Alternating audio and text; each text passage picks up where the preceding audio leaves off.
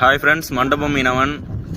நீங்கள் இப்போ என்ன ஒரு வீடியோ பார்க்குறீங்கன்னு பார்த்தீங்கன்னா, நம்ம ஊர் மண்டபத்தில் 3 சிறுவர்கள் வந்து சின்ன ஒரு நாட்டு படகுல போய் இதை வந்து எங்கள் ஊரில் வந்து வத்தன்னு சொல்லுவோம், இன்ஜினே இருக்காது.